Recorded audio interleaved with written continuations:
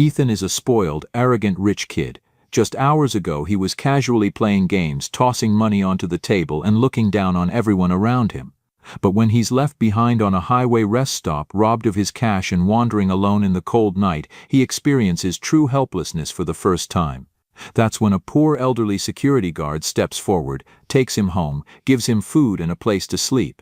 And what that old man does next will change him forever. Before we dive in this story, let us know where you're watching from. We love to hear your thought. The rest stop sat quiet under the late afternoon sun, just another concrete island along the interstate where travelers grabbed coffee and stretched their legs.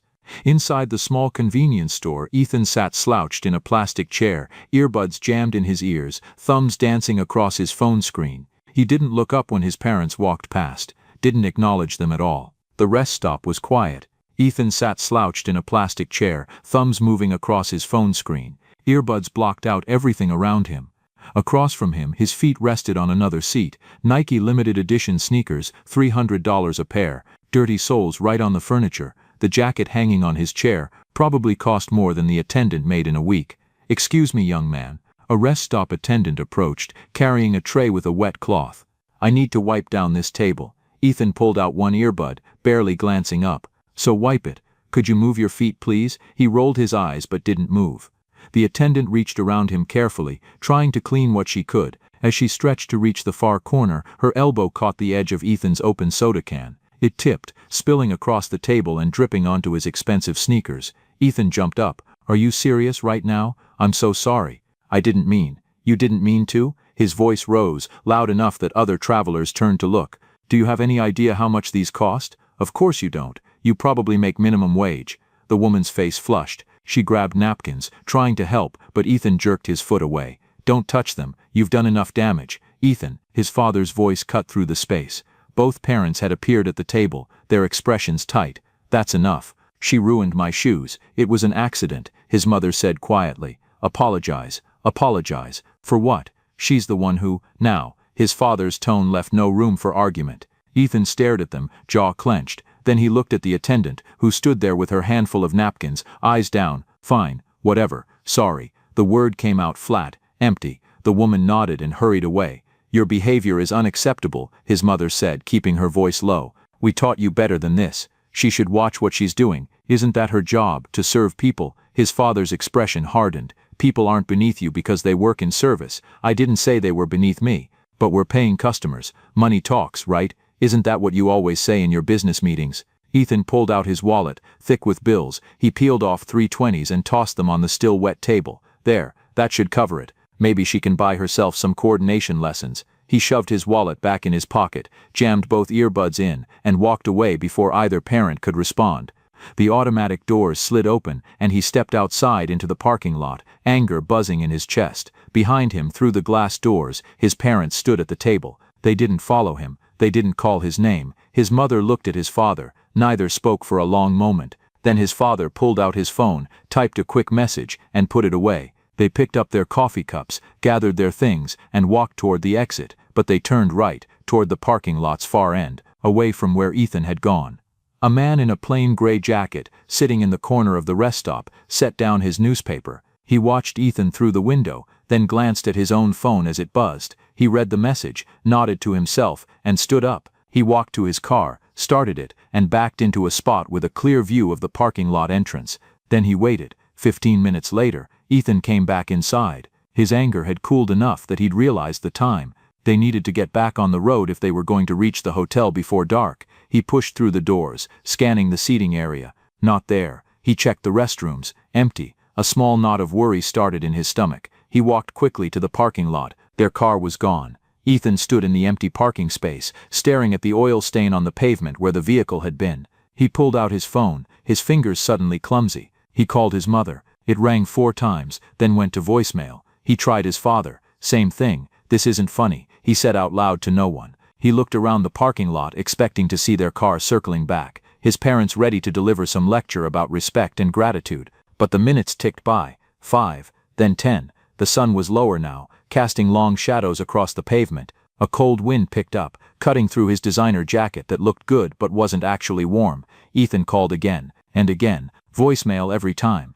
"They're just trying to scare me," he muttered. "They'll come back." But as the 20th minute passed, then the 30th, the certainty in his voice began to crack. He sat down on the curb, phone clutched in both hands, watching every car that pulled into the lot. None of them were his parents. In a car 3 rows back, the man in the gray jacket adjusted his rearview mirror and settled in for a long wait. He had his orders. Watch, don't intervene unless absolutely necessary. Let the boy learn. He pulled out a thermos of coffee and poured himself a cup. This was going to be an interesting few days. By the time the sun touched the horizon, Ethan had called his parents 47 times. His phone battery showed 15%.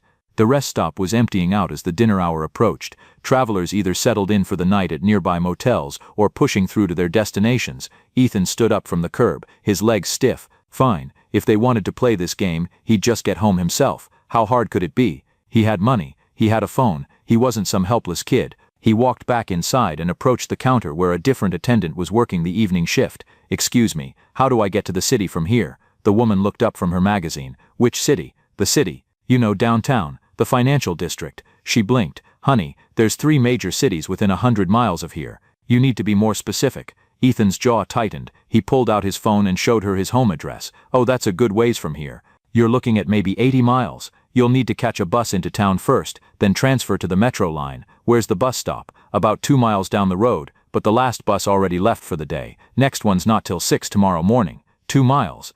Ethan stared at her. "How am I supposed to get there?" She shrugged. "Walk, I guess. Or wait till morning. There's a motel another mile past the bus stop if you need somewhere to stay." Ethan's hand tightened around his phone. Fine, he could walk 2 miles. He'd walked 2 miles on the treadmill at his gym plenty of times. He turned and pushed back outside. The temperature had dropped with the sunset. His breath came out in small clouds. He started walking along the shoulder of the access road, his expensive sneakers crunching on gravel. Within 10 minutes his feet hurt. These shoes were made for looking good, not for hiking along highways. Headlights swept past him, car after car, none of them stopping. Of course they didn't stop. Didn't anyone help people anymore? He'd been walking for maybe 30 minutes when he saw the bus stop shelter ahead, a dim light illuminating the bench inside. His feet were killing him now, blisters forming at his heels. He practically fell onto the bench, breathing hard. Rough day. Ethan jumped. A man sat at the far end of the bench, half hidden in shadow. He was maybe 40, wearing a rumpled jacket and a friendly smile. "Yeah, you could say that. Waiting for the morning bus?" "I guess so." The man nodded sympathetically. "That's a long wait. Cold night too." He paused, studying Ethan. "You look like you've got somewhere important to be." "Home. I just need to get home." "Where's home?" Ethan told him. The man whistled low. "That's a trek. The bus'll get you partway, but you're looking at multiple transfers. Could take all day." He leaned forward. "You know, my brother-in-law runs a car service, private rides. I could give him a call, see if he's available. He could have you home in under 2 hours. Ethan perked up. "Seriously?" "Sure. Cost you a bit more than the bus, but way faster. What's your budget?" Without thinking, Ethan pulled out his wallet and showed the cash inside. $400, all in 20s. "Is this enough?" The man's eyes lit up for just a second before his friendly expression returned. "Oh yeah, that'll cover it and then some. Let me just give him a call." He stood up, pulling out a battered cell phone.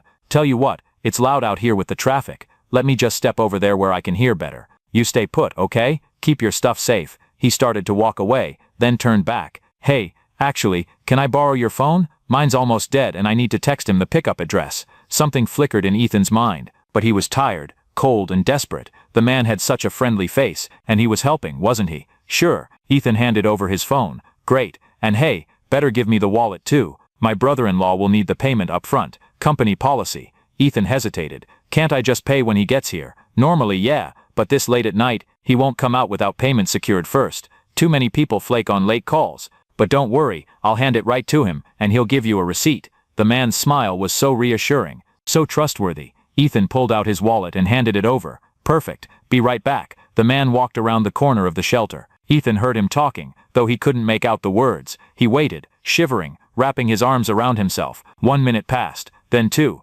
"Hey," Ethan called out, "everything okay?" No answer. Ethan stood up and walked around the shelter. The area behind it was empty, just trash cans and a chain-link fence leading to an empty field. The man was gone. Ethan's wallet was gone. His phone was gone. For a long moment he just stood there, his brain refusing to process what had happened. Then the reality crashed into him like a physical blow. No. He ran to the edge of the field, scanning the darkness. Nothing. No movement.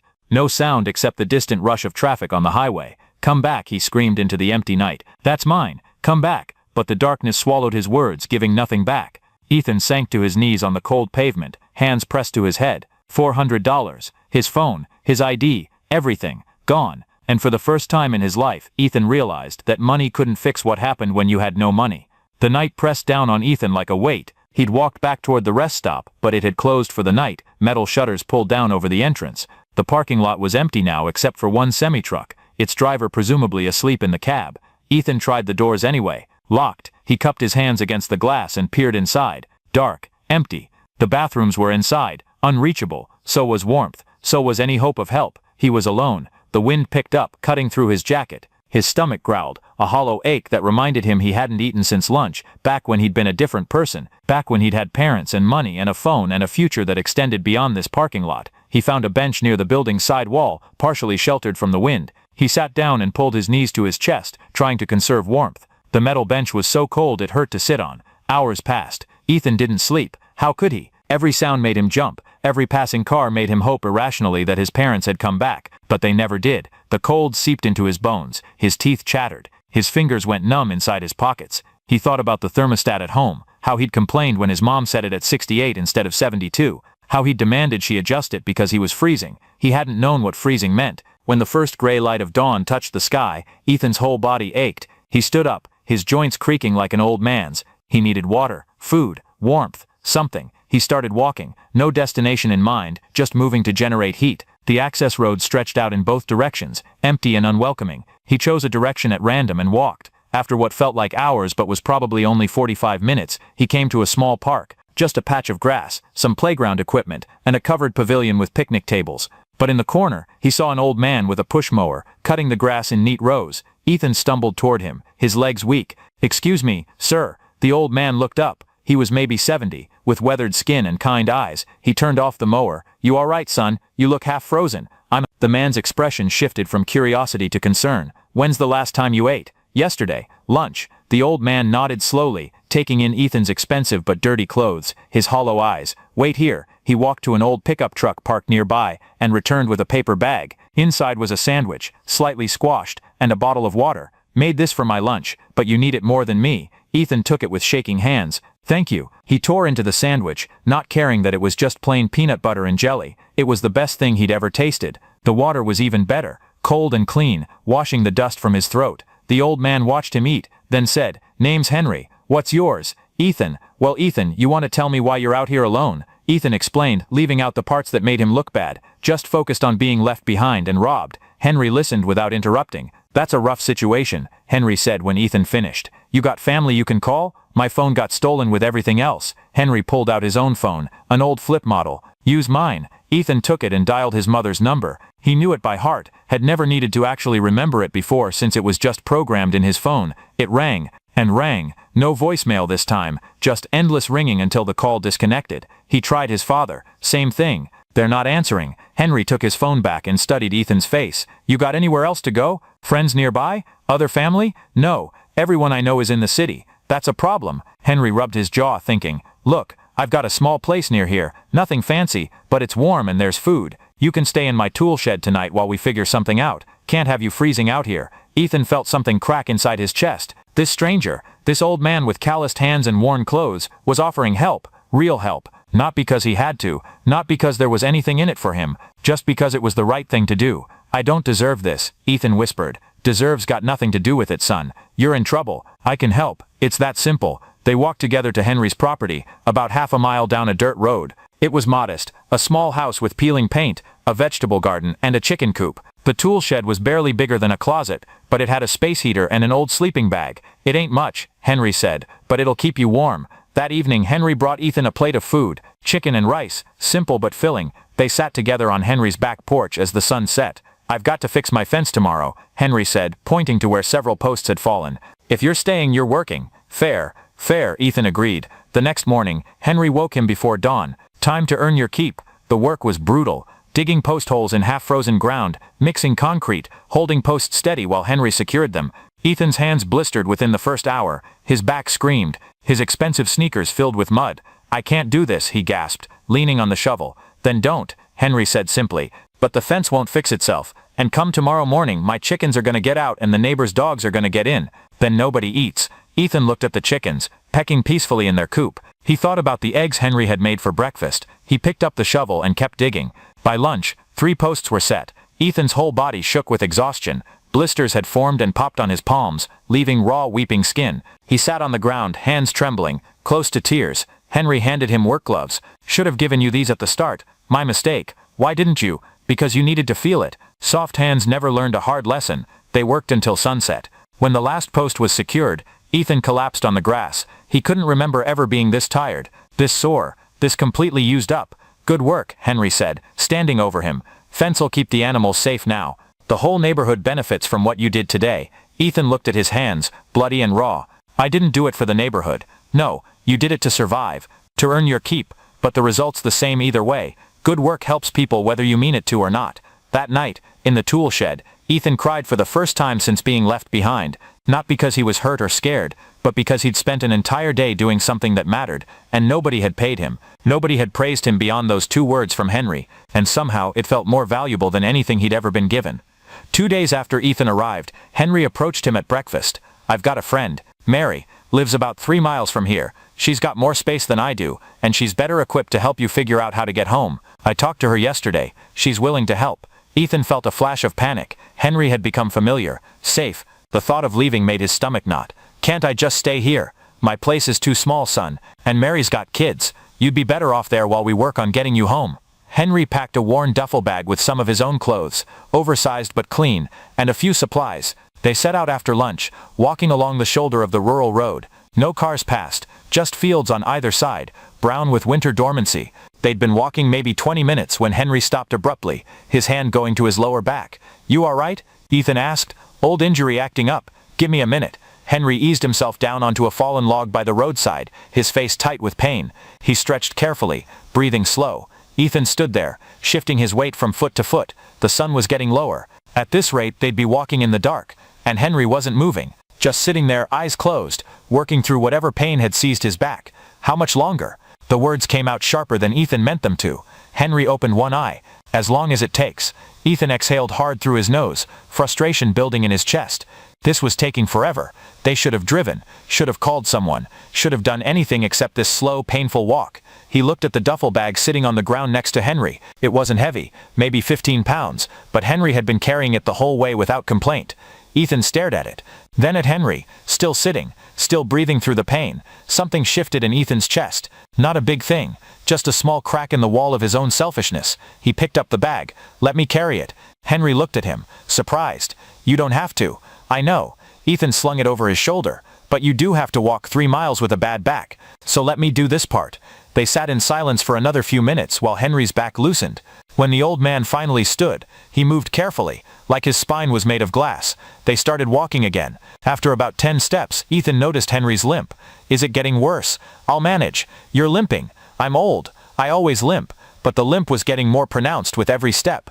Henry's breathing was shallow, controlled, the kind of breathing people did when they were trying not to show pain. Ethan stopped walking. Henry took 2 more steps before noticing. "What's wrong?" Henry asked. "Come here." "What?"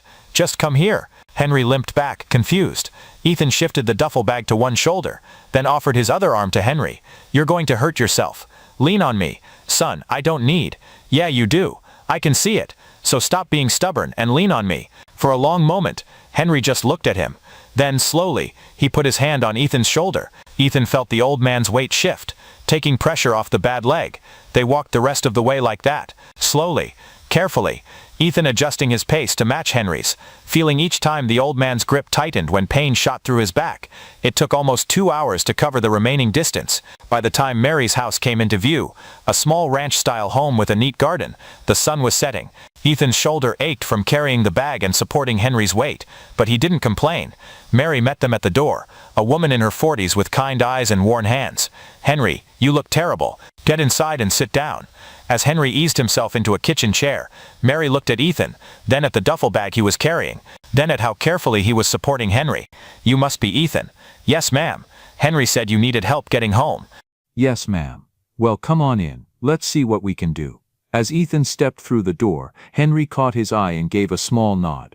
No words, just acknowledgement. One person seeing another do something good, without being asked, without expecting reward. It was the smallest gesture, but it made Ethan stand a little straighter. Mary's house smelled like dinner, something with onions and garlic. The kitchen was small but spotless, everything in its place. Ethan could see through to a living room where two kids sat on a threadbare couch, doing homework on a coffee table. "You can sleep on the couch tonight," Mary said, already moving toward the stove where something simmered. "Kids'll sleep in my room. We'll figure out the rest tomorrow. I don't want to put you out. Too late, you're already here." But she smiled when she said it. "You eaten?" "Not since lunch." "Then sit." "Henry, you too. You're not walking home in that condition." Henry tried to protest, but Mary gave him a look that ended the conversation. They all sat around a small kitchen table, scratched and worn but clean. Mary served stew, ladling it into mismatched bowls.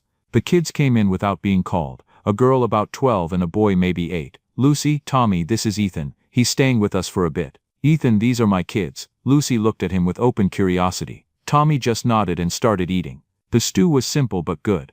Real vegetables, chicken that had been stretched to feed more people than it should. Ethan ate slowly, watching this family move around each other with practiced ease. Mary asking about homework, Lucy talking about a test, Tommy describing a game at recess. Normal things, poor things Ethan's old self would have said.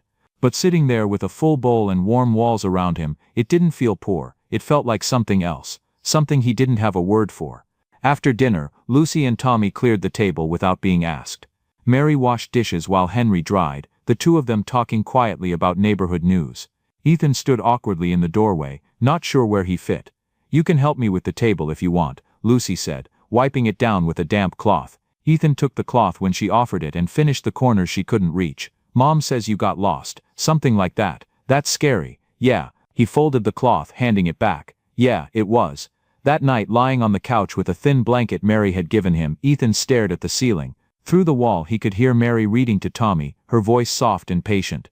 Lucy was in there too, he thought. The whole family crammed into one bedroom so a stranger could sleep in their living room. At home, Ethan had his own bedroom, his own bathroom, his own everything. He'd never had to share space, never had to make room for anyone else's needs. If he wanted something, it appeared. If something broke, it was replaced. Simple. But this family shared everything because they had to. One bathroom, one car, one income, and still they'd made room for him without hesitation. Ethan thought about how he'd treated the rest stop attendant, how he'd talked to his parents, how he'd acted like the world owed him something just for existing. Shame burned in his chest, hot and uncomfortable. He heard Mary's reading stop, heard her say goodnight to the kids. A few minutes later she came out to check on him. "You need anything? Extra pillow?" "No ma'am, this is good, thank you." She nodded, then hesitated. "Henry told me a bit about your situation, about your parents." Ethan tensed, waiting for judgment. "I don't know why they left you," Mary continued, "but I know they must have had a reason. Parents don't abandon their kids without one. They were teaching me a lesson. Must be an important one then." She sat on the arm of a chair across from him. "You know what I teach my kids? That everything costs something. Not just money. Time, effort, sacrifice. When Lucy wants new shoes, she knows she has to wait while I save. When Tommy wants a toy, he does extra chores. They learn that nothing's free even in your own family. I never had to learn that. I know, sweetheart. I can tell." But her voice wasn't mean, just honest. "The question is whether you're learning it now." She stood up, smoothed her worn jeans. "Get some sleep. Tomorrow we'll see about getting you home." After she left, Ethan pulled the thin blanket up to his chin. At home he had a down comforter, Egyptian cotton sheets, pillows that cost $100 each.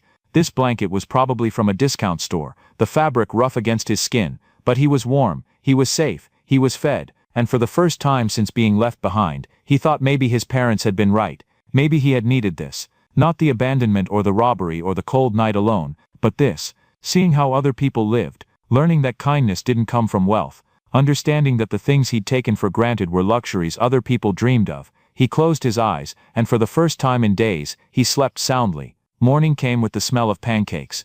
Not fancy ones with blueberries and whipped cream like the chef made at home, just regular pancakes, but they filled the house with warmth. Lucy was already at the kitchen table, working on homework. Tommy sat across from her, building something with Legos that looked like it had been built and rebuilt 100 times, the colors faded and pieces mismatched. "Morning," Mary called from the stove. "Sleep okay?" "Yes ma'am." "Good. Grab a plate.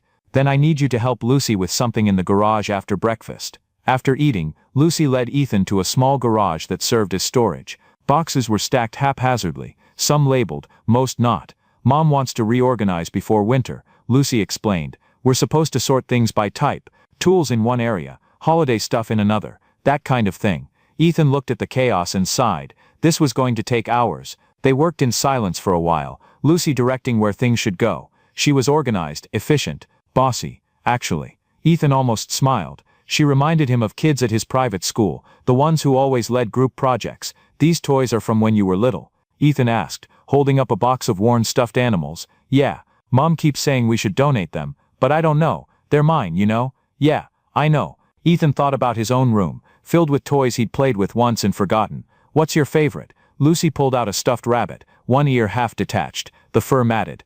This is Hopper. I've had him since I was 3. He looks loved. He is. She hugged the rabbit, then put it carefully back in the box. Mom says loved things show it. They get worn and old, but that just means they mattered. Ethan thought about his robot, pristine in his room at home because he'd been so careful with it. Had he loved it, or had he just owned it?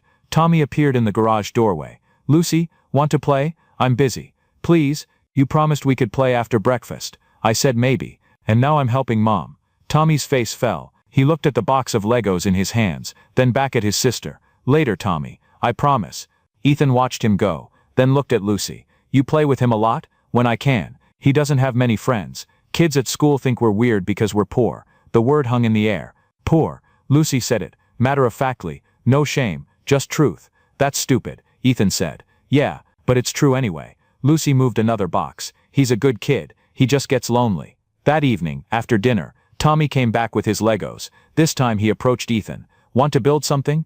Ethan almost said no. He was tired. He wanted to just sit and zone out. But something about the hopeful look on Tommy's face stopped him. Sure, what are we building? Tommy's whole face lit up. A spaceship. A huge one. They cleared space on the living room floor. Tommy dumped out the Legos, and Ethan saw immediately that it was a mismatched collection. Pieces from different sets. Some broken, some improvised. Nothing like the pristine color-coordinated sets he had at home. I know they're not all the same, Tommy said quickly, defensive, but they still work. They're perfect, Ethan said, and meant it. They built together for over an hour. Tommy's imagination was incredible, creating storylines for their spaceship, entire galaxies of adventure. Lucy eventually joined them, and then Mary, all of them on the floor, adding pieces, telling stories, laughing. At one point Ethan sat back and just watched them. This family with their mismatched Legos, and worn stuffed animals, and one bedroom for 3 people. They were happy. Actually genuinely happy in a way Ethan couldn't remember being with his own family. When was the last time his parents had sat on the floor with him? When was the last time they'd built something together just for fun? Ethan? Lucy was looking at him. You okay? Yeah, just thinking. About what? About how you guys have less than anyone I know, and you're happier than all of them. Mary, who was helping Tommy attach a wing, paused. Happiness doesn't come from things, sweetheart. It comes from people. From doing things together. From mattering to each other. But don't you wish you had more? Better stuff, nicer things. Of course, I'd love to give my kids everything, but I can't, so instead I give them what I can. Time, attention, love. Turns out that's usually enough. Tommy finished the wing and held up the spaceship. Look, it's done. It's awesome, Ethan said. And it was. Lopsided, mismatched, held together with determination and imagination. Perfect. That night, Lucy pulled out her homework while Tommy got ready for bed. Ethan saw her struggling with math, erasing and rewriting the same problem over and over. Need help, he asked. She looked up, surprised. You're good at math? Yeah, I had a tutor for 2 years. Must be nice. It was boring, actually. But I learned stuff. Come on, let me see. They worked through her homework together. Ethan explaining, Lucy understanding. Both of them bent over the paper at the kitchen table. Mary watched from the doorway, a small smile on her face. When they finished, Lucy looked at her completed homework with pride. Thanks, Ethan. No problem. Will you help me tomorrow too? We've got a test coming up. Sure. As Ethan lay on the couch that night, he thought about his own tutors, his expensive school, all the resources he'd had and never appreciated. He thought about Lucy, working so hard with so little, determined to learn despite every obstacle, and he thought about how badly he wanted her to succeed. Not because it benefited him, not because anyone was watching or would praise him for it, just because Lucy deserved it, because she tried, because she cared. Maybe, Ethan thought as sleep took him, maybe this was what it felt like to care about someone else more than yourself. It felt good. The next afternoon, while Mary was at work and Tommy was at a neighbor's house, Ethan and Lucy sat on the back porch steps. The day was clear but cold, their breath visible in small clouds. Lucy had her math book out, preparing for the test, but she seemed distracted. She kept looking out at the street, at the houses beyond, at something Ethan couldn't see. What's wrong, he asked. Nothing. Lucy, she sighed, closing the book, do you know what you want to be when you grow up? Ethan thought about it. I've never really thought about it. I guess I always figured I'd work for my dad's company. That's what everyone expects. But is that what you want? I don't know. What do you want to be? Lucy's eyes lit up, and for the first time since he'd met her, she looked almost shy. A teacher. I want to teach little kids, like kindergarten or first grade. I love helping Tommy learn stuff, and I think I'd be good at it. You would be. You explained that math stuff to me better than my actual tutor did. She smiled, but it faded quickly. Doesn't matter. I probably won't get to. Why not? College costs money, a lot of money. Mom works as hard as she can, but there's nothing left over to save. By the time I graduate high school, there won't be enough for state school, let alone a teaching program. Ethan had never thought about college costing money. It had always just been assumed he'd go wherever he wanted. His parents had probably been saving since he was born. Maybe they'd already paid for it. He didn't even know. What about scholarships? He asked. I'd need perfect grades. I'm good, but not perfect. And I'd have to work part-time to help Mom, which means less time for studying. She picked at a splinter on the porch step. It's okay. I've got other plans. Like what? Maybe work at the grocery store like Mom. Or the diner. Save up. Maybe take some classes online later when I can afford them. It's not teaching, but it's something. The resignation in her voice made Ethan's chest hurt. She was 12 years old, and already planning for her dreams to fail. That's not fair, he said. Life's not fair. Mom tells us that all the time. You just work with what you've got. They sat in silence for a while. Then Lucy opened her math book again. Come on, help me with these word problems. At least I can ace this test. They worked through the problems together. Lucy was smart, catching on quickly once concepts were explained. Ethan found himself wishing she had access to the tutors he'd had, the resources that would let her shine. You really are good at this, he said as she solved a particularly tough problem. Thanks, I like when things make sense. When there's a right answer and you can figure it out if you try hard enough. Not everything has a right answer. I know, but math does. That's why I like it. That evening Tommy came home with a reading assignment. He struggled with it. The words too big, the sentences too complex. Lucy tried to help, but she had her own homework, so Ethan stepped in. He sat with Tommy on the couch, working through the passage sentence by sentence. Tommy was slow but determined, sounding out words, asking what things meant. When they finished, Tommy looked up at Ethan with pure pride. I did it. You did, all by yourself. Will you help me again tomorrow? Sure, buddy. Mary came home late, exhausted from a double shift. She found her kids and Ethan at the kitchen table, Lucy doing math while Ethan worked with Tommy on his reading. You don't have to do that, she said softly. I know, but I want to. She studied his face for a long moment, then nodded. Thank you.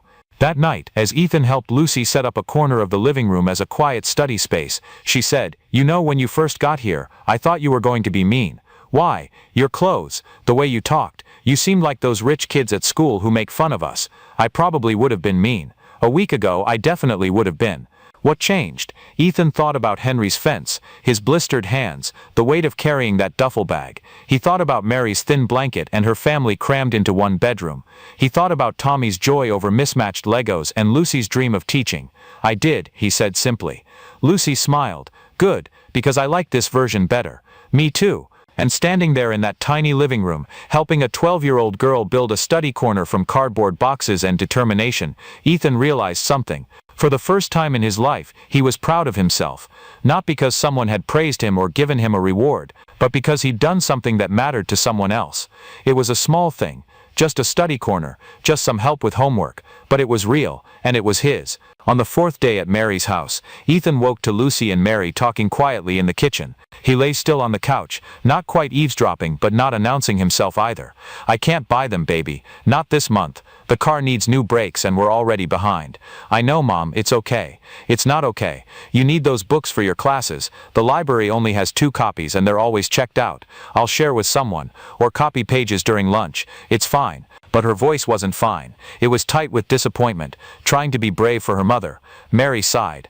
I'm sorry. I'm doing my best. I know you are. You're the best mom ever. Ethan heard them hug, heard Mary leave for work, heard Lucy sit back down at the table with her cereal. He waited a few minutes before getting up, pretending he'd just woken. Morning, Lucy said, too bright. Morning. What books do you need? She looked surprised that he'd heard.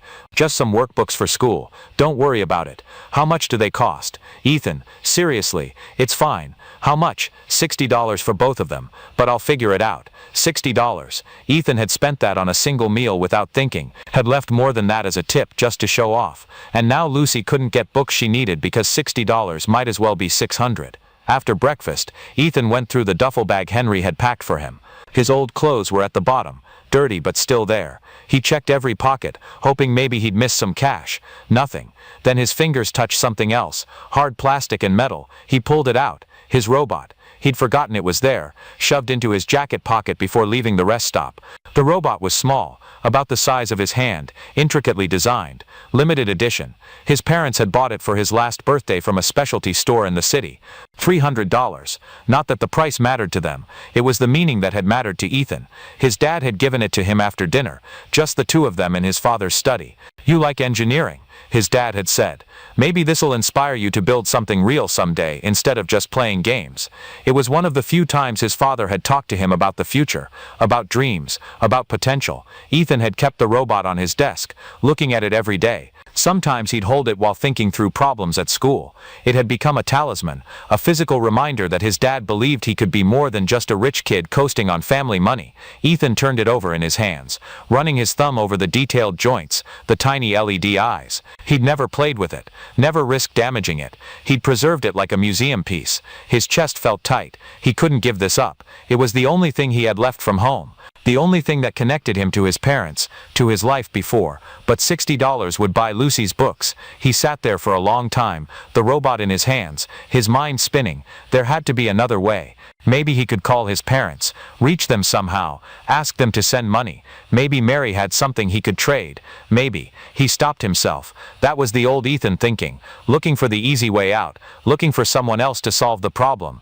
The new Ethan knew better, knew that sometimes doing the right thing meant sacrifice, real sacrifice, not just giving away money you'd never miss, but giving up something that actually mattered to you.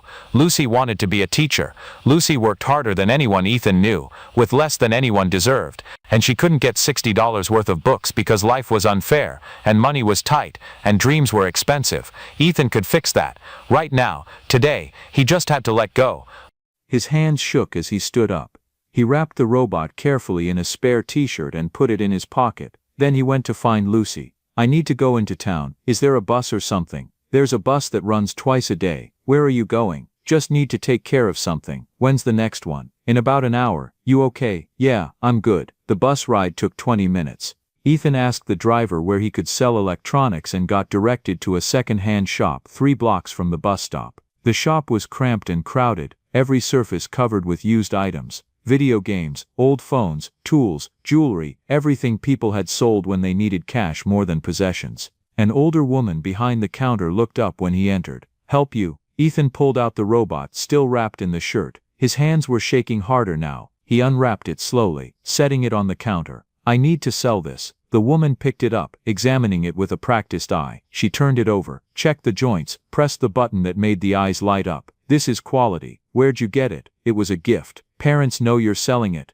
Ethan's throat was too tight to speak. He just nodded. She quoted him a price. $65. "That's perfect," Ethan whispered. "You sure about this?" "This is worth a lot more than 65. If you sold it online." "I don't have time. I need the money today." She looked at him for a long moment, and Ethan had the feeling she saw more than he wanted her to. Saw a kid selling something precious, something that mattered, for reasons that probably made his chest hurt. "All right, give me a minute to get the cash." While she went to the back room, Ethan picked up the robot one last time. He remembered his dad's face when he'd given it to him. Remembered promising to take care of it. Remembered every time he'd held it and felt connected to something bigger than himself. "I'm sorry," he whispered to it. The woman came back with $65 in small bills. She counted them out on the counter. "You change your mind, you got 72 hours to buy it back. After that it goes on the shelf." "I won't change my mind." He took the money and left before the tears could start. On the bus ride back, Ethan sat with the bills clutched in his hand, staring out the window. His pocket felt wrong, empty, like a missing tooth, tongue constantly finding the gap. He'd had that robot for less than a year, but it had become part of his identity. The smart kid. The engineering kid. The one with potential. Without it, who was he? A kid who helped a girl buy books. Was that enough? When he got back to Mary's house, Lucy was doing homework at the kitchen table. Tommy was building with his Legos.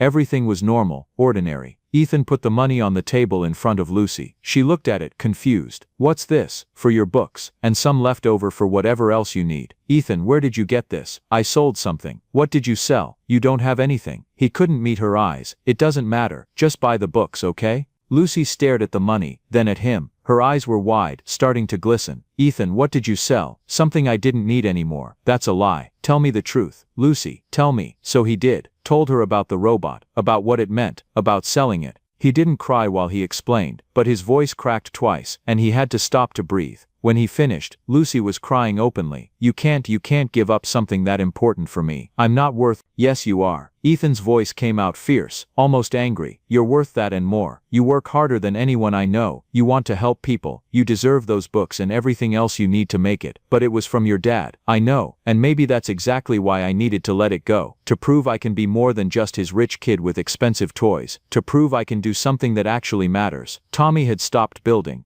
He was watching them, confused but sensing the importance of the moment. Mary came through the door, home early from her shift. She took in the scene, Lucy crying, Ethan trying not to, money on the table. What happened? Lucy told her, words tumbling over each other. Mary listened, her expression unreadable. When Lucy finished, Mary walked over to Ethan. You didn't have to do that. Yes, I did. Why? Ethan thought about the fence he'd fixed with Henry, about carrying the duffel bag and supporting the old man's weight, about playing Legos on the floor and helping with homework, about every small moment that had brought him here, to this kitchen, to this family, to this person he was becoming. Because someone once gave me food when I was hungry, he said quietly, and shelter when I was cold, and kindness when I didn't deserve it. This is how I pay that forward. Mary pulled him into a hug, sudden and tight. Ethan stiffened, not used to being hugged, then slowly relaxed into it. You're a good kid, she whispered. I hope your parents know that. I don't think they did, but maybe they will now. That night, Lucy insisted Ethan take her bed while she slept on the couch. He tried to argue, but she was immovable. You gave me something I needed, she said. Let me give you something back. As he lay in Lucy's bed, in her tiny shared room, he could still feel the ghost of the robot in his pocket, the emptiness where it had been. But there was something else too, a fullness in his chest that hadn't been there before. The weight of doing something hard because it was right. The knowledge that somewhere tomorrow Lucy would walk into class with new books, ready to learn, one step closer to her dream. And he'd done that. Not with his family's money, not with someone else's generosity, with his own sacrifice, his own choice to value someone else's future over his own comfort.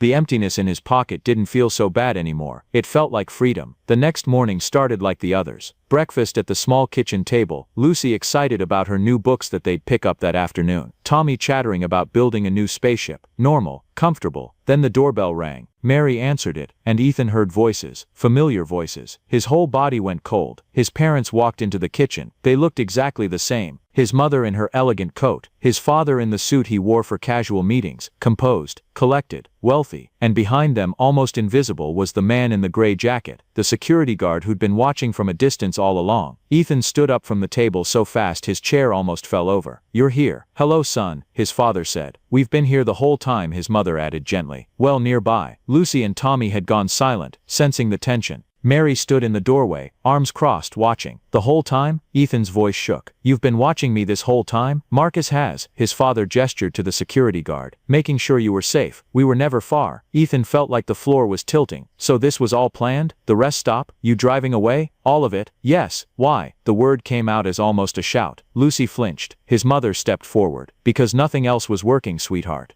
We tried talking to you, tried taking away privileges, tried everything we could think of, but you weren't hearing us, you weren't seeing people, you were becoming someone we didn't recognize, someone cruel, so you abandoned me. We gave you an opportunity to learn, his father said, to experience what life is like without money, without privilege, without someone always there to fix your mistakes. I was robbed, I spent the night freezing, I could have been hurt. Marcus was always close enough to intervene if needed. You were never in real danger. Ethan wanted to scream, wanted to rage at them, but he looked at Lucy and Tommy, watching this family drama unfold in their kitchen, looked at Mary, who'd opened her home to a stranger, looked at the empty pocket where his robot had been. The anger drained out of him, leaving only exhaustion. Why are you here now? He asked quietly. Because Marcus called us yesterday, his mother said. Told us what you did, about the robot. Ethan's eyes snapped to the security guard. Marcus nodded once, confirming. That robot was important to you, his father said. I gave it to you because I wanted you to see that you had potential beyond just being my heir, that you could create, build, think. He paused. And you sold it to buy books for someone else's daughter. She needed them more than I needed a toy. It wasn't a toy to you, son. It was a connection to me, to our relationship,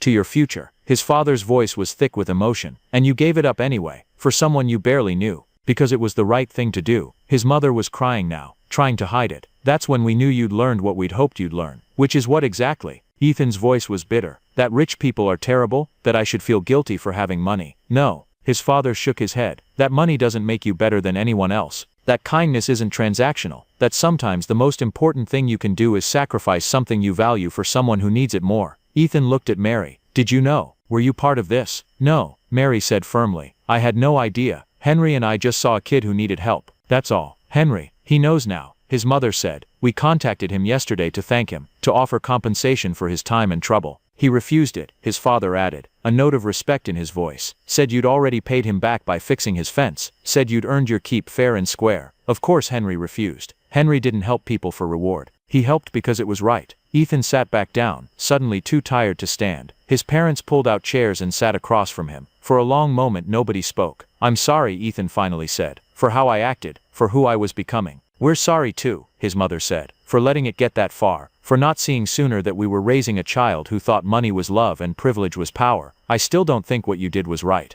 Leaving me like that. Maybe it wasn't, his father admitted. Maybe we went too far, but I'm looking at you now and I see someone different. Someone who carried an old man's bag when his back hurt. Someone who helped kids with homework. Someone who gave up something precious to help someone else's dream. He leaned forward. I see the son I'd hoped you'd become. Ethan felt tears building but fought them back. What happens now? Now we go home, his mother said. But first we'd like to thank the people who helped you. She turned to Mary, pulling out her checkbook. For the food, the shelter, the kindness you showed our son. No, Mary's voice was sharp. Put that away, please. It's the least we can do. I said no. I didn't help your son for money. I helped him because he needed help. You turn that into a transaction. You cheapen it. You make it something it wasn't. Ethan's father studied Mary with new respect. Then what can we do? How can we show our gratitude? Mary looked at Lucy, then at Ethan. She seemed to be weighing something in her mind. Your son already thanked us, she said finally, in the way that mattered most. He gave something precious to help my daughter. That's worth more than any check you could write. The books, Ethan's mother said softly. The robot.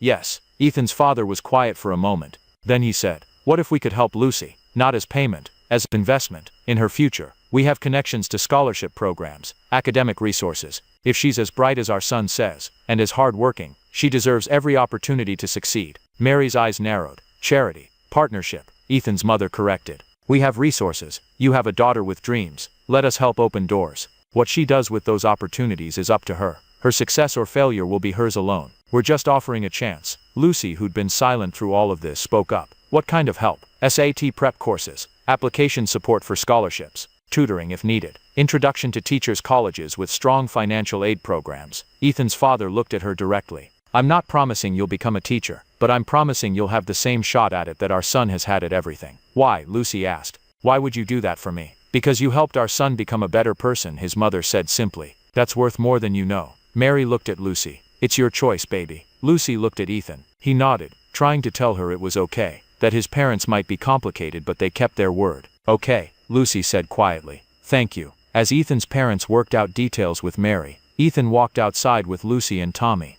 They sat on the porch steps, the same place he and Lucy had talked about dreams. You're leaving, Tommy said. Not a question. Yeah, buddy. I have to go home. Will you come back? Ethan looked at this little boy who'd shared his Legos, who'd trusted a stranger to help him read. I will, I promise. Will you bring more Legos? Ethan laughed, ruffling Tommy's hair. Definitely. Lucy was quiet, picking at that same splinter on the step. Thank you. For the books, for everything. You don't have to thank me. Yeah, I do. You changed my whole life in like a week. That deserves thanks. You changed mine too. She looked at him, surprised. How? You showed me that being good at something isn't about having the best tools or the most money. It's about trying, about caring, about working for it even when it's hard. He bumped her shoulder with his. You're going to be an amazing teacher, Lucy. Those kids are going to be so lucky. She smiled, wiping at her eyes. You're going to be pretty great too, whatever you decide to be. When it was time to leave, Mary hugged Ethan at the door. You take care of yourself, and remember what you learned here. I will, I promise.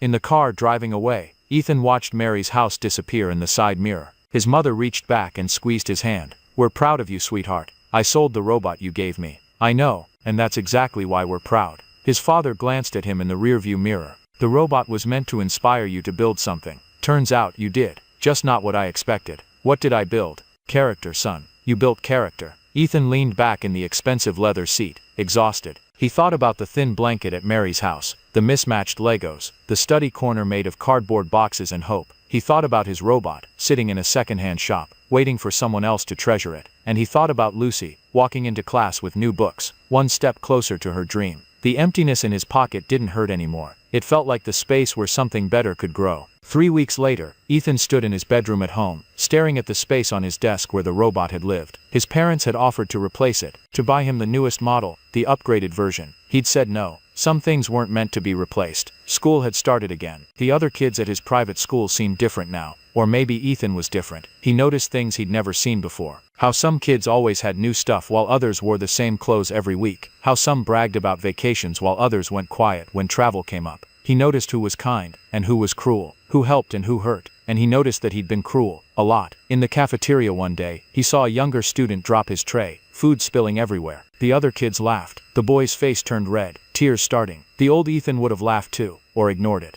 or possibly made it worse with a comment. The new Ethan walked over, grabbed extra napkins and helped clean up. "Thanks," the kid whispered. "No problem. Happens to everyone." That weekend, a box arrived at Ethan's house. No return address, but he knew who it was from before he opened it. Inside was a photo of Lucy and Tommy, both grinning at the camera, holding up report cards, all A's and B's, and a note in Lucy's handwriting. "Thank you for believing I could do it. You were right. Trying hard matters more than having stuff. Tell your parents I got accepted into the SAT prep program. I'm going to make you all proud. Love, Lucy and Tommy. P.S. Tommy wants to know when you're bringing those Legos." Ethan put the photo on his desk, in the spot where the robot had been. His mother found him there an hour later, just looking at the picture. "You did a good thing," she said, sitting on his bed. "I sold a robot. That's not exactly saving the world. You gave up something you valued to help someone else. That's bigger than you think." She paused. "We've been talking, your father and I, about setting up a foundation. Educational support for kids from low-income families who want to pursue teaching careers. We want you to be part of it." "Why me?" "Because you understand what we're trying to do. Not from books or reports but from living it. You know Lucy. You know what she's up against.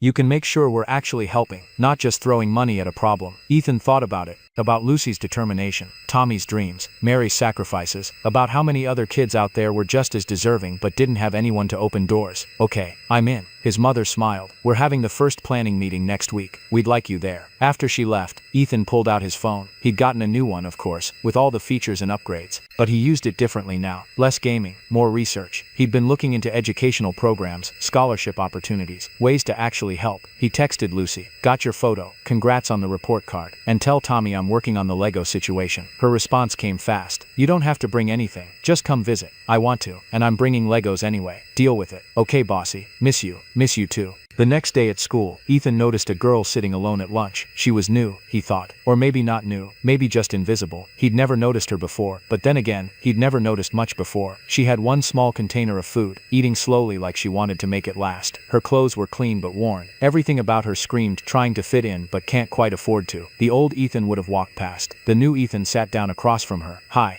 I'm Ethan." She looked up, surprised and wary. "Sarah, you're in my English class, right?" "Yeah, I just transferred this semester. How do you like it so far?" She shrugged. "It's okay. Different from my old school." They talked for a while, not about anything deep, just normal stuff. Classes, teachers, the weird cafeteria food. But Ethan noticed how she relaxed as they talked, how the wariness faded. When lunch ended, she smiled. "Thanks for sitting with me. That was nice. Same time tomorrow." "Really, really." That evening, Ethan's father called him into his study. On the desk was a package. "This came for you today." Ethan opened it. Inside was his robot, the same one he'd sold, and a note from the second-hand shop owner. "A man came in and bought this yesterday. Paid full price, then paid me extra to ship it to you. Said his son had learned what he needed to learn, and the robot should come home. Thought you should know someone thinks you earned it back." Ethan looked at his father. "You bought it back, you earned it back. There's a difference. But I sold it. I made that choice." "You did, and it was the right choice at the time. But that doesn't mean you should lose it forever. Sometimes, son, when you sacrifice for the right reasons, the universe finds a way to give back." Ethan held the robot, feeling its familiar weight. It felt different now, not like a prize or a possession, more like a reminder of who he'd been, who he'd become, and who he wanted to be. "Thanks, Dad." "You're welcome. But Ethan, don't forget what you learned when you didn't have it." "I won't." That night, Ethan put the robot back on his desk, next to Lucy's picture. Two symbols, two parts of who he was now. The boy who'd been given everything, and the boy who'd learned to give. A A week later, the family drove back to visit Mary, Lucy, and Tommy. The car was packed with supplies, not just Legos, though there were plenty of those, but school supplies, books, warm clothes for winter, things Mary had never asked for but needed. When they pulled up to the house, Tommy burst out the door and launched himself at Ethan. "You came back, told you I would." Lucy followed more slowly, but her hug was just as tight. Mary stood on the porch, arms crossed but smiling. They spent the afternoon together. Ethan and Tommy building elaborate Lego cities, Lucy showing off her SAT prep materials, Mary and Ethan's parents talking about the foundation, about how to help other families without making it feel like charity. As the sun set, they all sat on the porch, Tommy in Ethan's lap, half asleep. Lucy and Ethan's mother discussing colleges, Mary and his father talking about community programs. Ethan's father caught his eye and nodded, a small gesture that meant everything: pride, respect, recognition. On the drive home, Ethan's mother asked, "What did you think?" "About what?" "About all of this. The foundation. Going back, seeing them again." Ethan thought about Tommy's joy over Legos, about Lucy's determination with her SAT books, about Mary's quiet strength.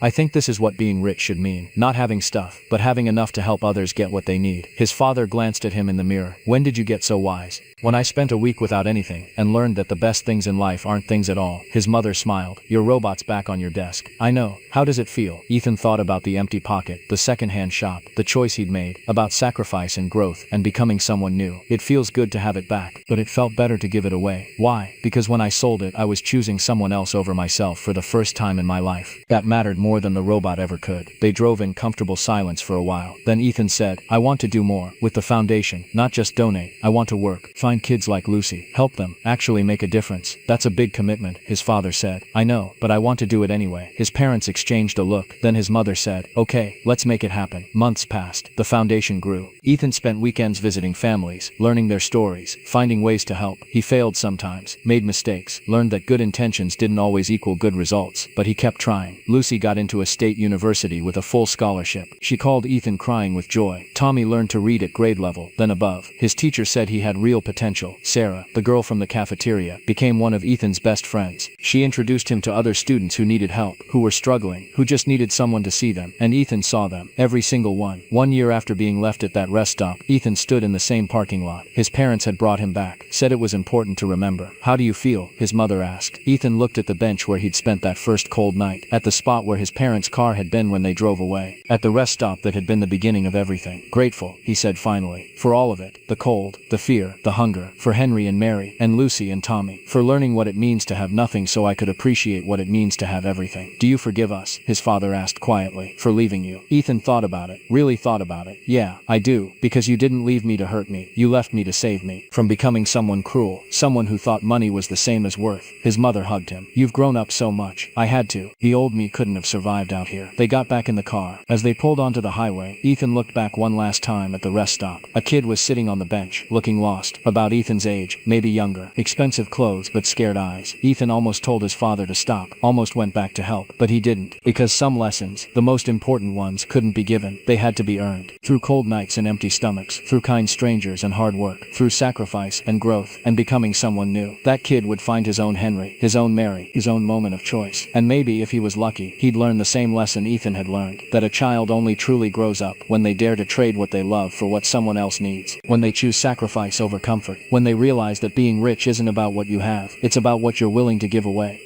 5 years later, the community center wasn't fancy.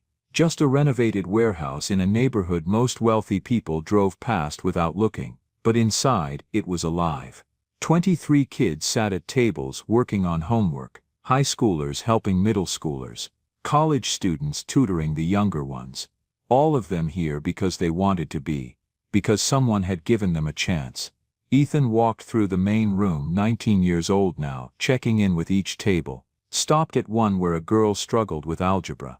"Need help?" She looked up. Maybe 13. Reminded him of Lucy at that age, determined but frustrated. "I don't get this one." Ethan sat down, worked through the problem with her, not giving the answer, showing her how to find it herself. When she got it, her whole face lit up. "I did it." "You did. Now try the next one." His phone buzzed. Text from Lucy: "Running late. Traffic is terrible. Start without me."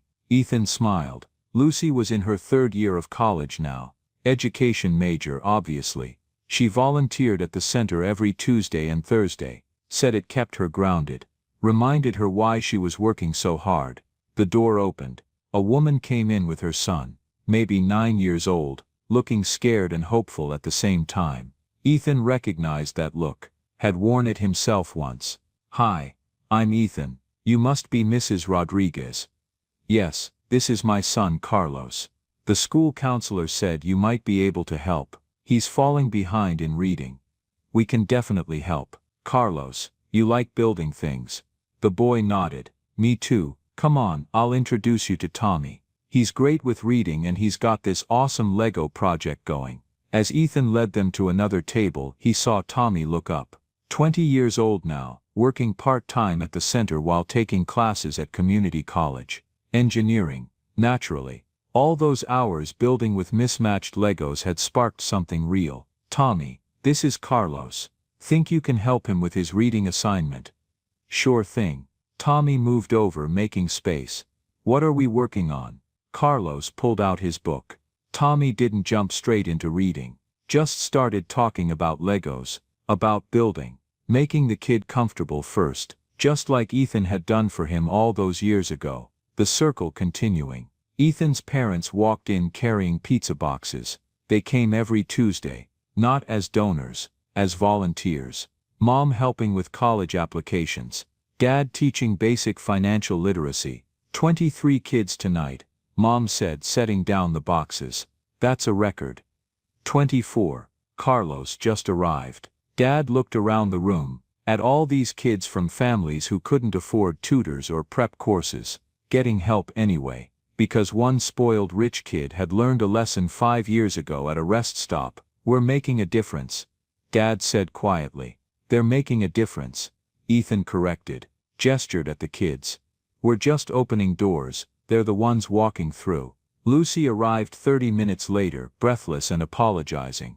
Immediately dove into helping with SAT prep. She had this gift for making complicated things simple, for making kids believe they could do it. She was going to be an incredible teacher. At 8 o'clock, the session ended. Kids packed up, thanking volunteers, making plans for next week. Carlos left with his mom, already reading better than when he'd arrived. Small progress, but progress.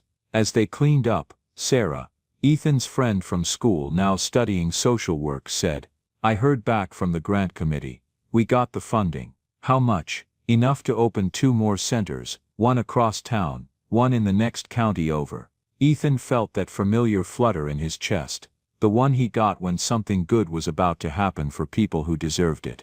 "We'll need more volunteers. I've got a list. 20 college students ready to start next month."